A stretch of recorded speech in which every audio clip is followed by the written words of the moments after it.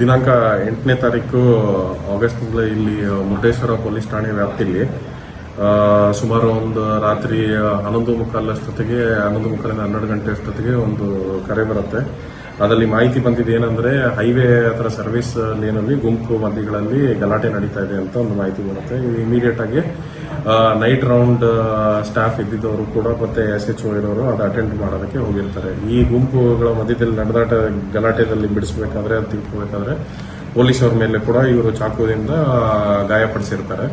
ಅದು ಇಮಿಡಿಯೇಟ್ ಆಗಿ ಅಲ್ಲಿ ಇನ್ಸ್ಪೆಕ್ಟರ್ ಸಬ್ ಇನ್ಸ್ಪೆಕ್ಟರ್ ಎಲ್ಲ ಸ್ಟಾಫ್ ಬಂದು ಅಲ್ಲಿ ಇದಾಗಿದ ತಕ್ಷಣ ಅಲ್ಲಿನ ಆರೋಪಿಗಳೆಲ್ಲ ಅಲ್ಲಿ ಸುತ್ತಿದ್ದ ಗಲಾಟೆ ಎಲ್ಲ ಅವರು ಓಡೋಗಿರ್ತಾರೆ.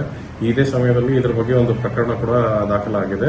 ಇದು ಪೊಲೀಸ್ ಹಲ್ಲೆ ಮಾಡಿದ್ದಾರೆ ಅಂತ ಮತ್ತೆ ಅಲ್ಲಿ ಗಲಾಟೆ ನಡೆದಿದ್ದು ಮತ್ತೆ ಅನ್ಲಾಫುಲ್ ಅಸೆಂಬ್ಲಿ ಆಗಿದ್ರ ಬಗ್ಗೆ 5 ಜನ ಮೇಲೆ ಪ್ರಕರಣ ದಾಖಲಾಗಿದೆ. ಇದರಲ್ಲಿ 5 ಜನ ಮತ್ತೆ ಇತರರು ಅಂತ ಪ್ರಕರಣ ದಾಖಲಾಗಿದೆ.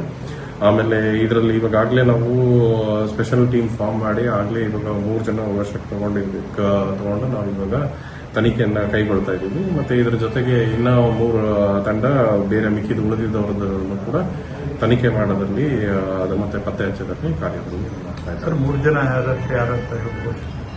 ಅದು ಇವಾಗ ತನಿಖೆ ಇದರಲ್ಲಿ ನಮಗೆ 3 ಜನ ಸಿಕ್ಕಿದವ್ರೆ. ಅವ್ರದ್ದು ಇನ್ನ ನಾವು ವೆರಿಫೈ ಮಾಡ್ತೀವಿ.